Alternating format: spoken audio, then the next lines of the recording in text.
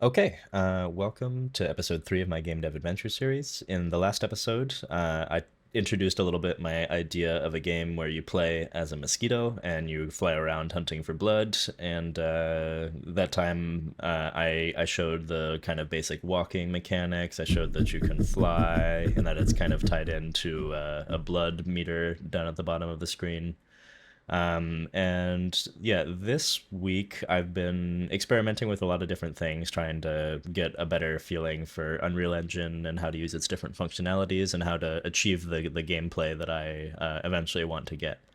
Um, so, what have I actually been up to this week? One of the most important problems that I needed to solve, just because it was kind of like a little bit broken in terms of the flying. Before, when you would fly upwards and you weren't pressing forward at any time, you would always be rotating towards that direction. And with some help from people on the Discord, I managed to troubleshoot that bug and make it so that it's no longer an issue. So, yeah.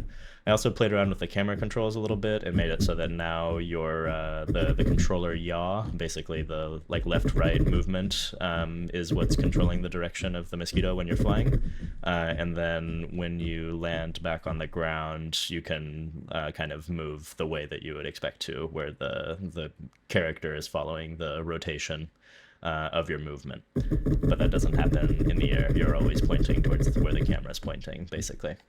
You might also notice that I've made some visual changes. I know that with the gray box prototype, you're not really supposed to go that deep into the art, but I did feel like limiting the player's senses would be a good kind of core mechanic because I don't want mosquitoes don't have very good eyesight, basically, and so I don't want you to be able to see everywhere all at once. I want there to be like a little bit of mystery, and I also think fog is just a nice visual effect. So I added in some fog to the environment. I changed around the colors of the blood pickups here, so now it's got a little bit more of a style. I don't think this is going to be the final style, but it's like something that still works for prototyping, but feels like it's a little bit more interesting aesthetically. And it also just gives me the opportunity to play around with different visual effects, like having the blood pickups glow, for example. One of the most important things that I said that I was going to work on last time, but I wasn't sure how long it was going to take me, I thought it would be really difficult, is walking on different surfaces. So by default in Unreal, this is not something that you're really able to do. Basically, gravity is always pointing down, and your character is always pointing down, and like changing the direction of gravity is not something that is very straightforward. But there is a plugin called the Ninja Character plugin. It's free, it's very good, and has a lot of robust features. And you can see I'm now completely upside down with my mosquito. And if I walk off the edge here, it will flip me back over. It will point me back towards gravity. So the transition there isn't where it probably needs to be for the final game. I'd like it to be a little bit smoother when you're kind of transitioning between these states. But for something that I thought was going to be very hard, I feel like it's been a lot of progress in a pretty short amount of time. So that's fantastic. It does also work a bit on these Unreal mannequins here. Like if I'm phasing through the model because basically there's kind of collisions and there's colliders on the model that indicate which parts are physical and which parts are just like mesh that you can phase through. But like if the colliders were more tightly coherent with the model, like here on the head, it's pretty good because it's a pretty simple kind of capsule mesh that is being used as the collider. So it looks pretty accurate, whereas in some parts of the model, it doesn't really look very accurate. So that's why I'm phasing in and out here. So that's something that I will need to make sure that in my final character models, like the surface and the colliders need to be very much in tune with each other. Otherwise, you're just going to be wonkily going through the mesh all the time.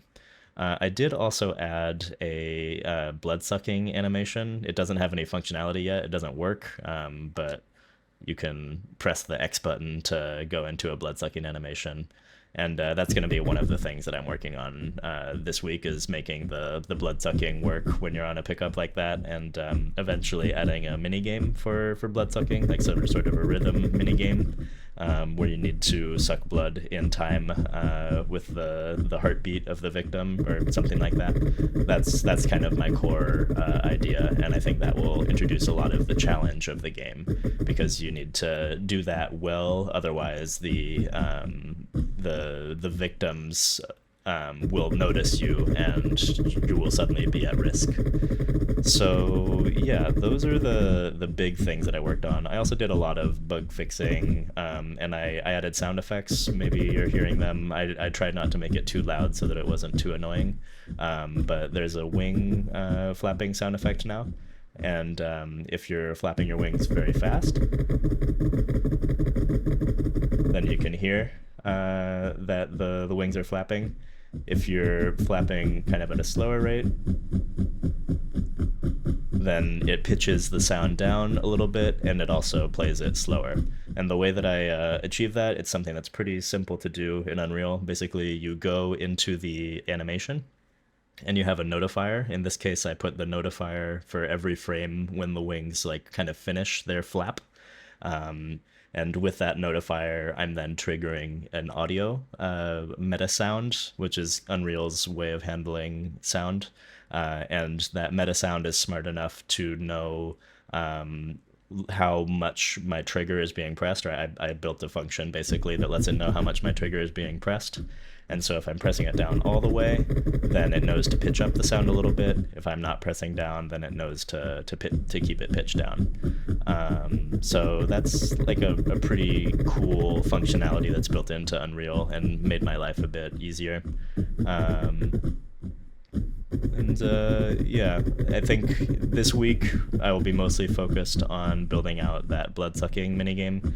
And I also, like, right now these characters are just holding still. They're not really doing anything. There's not really that much challenge to the game at this point. So I need to give them the ability to walk around. I'll probably just have them walking back and forth, basically, so that I don't need to worry about pathfinding too much or add complex AI behavior or anything like that. I'll just make it so that they're moving platforms, and then with the blood-sucking minigame as part of that, it will already introduce a little bit more challenge to the player and make it so that it's not as easy as getting to the finish like I'm about to do now. So yeah, that's what I'm going to be experimenting with this week, is introducing more challenge, introducing more of the core game functionality, and yeah, looking forward to showing you what I've got later on.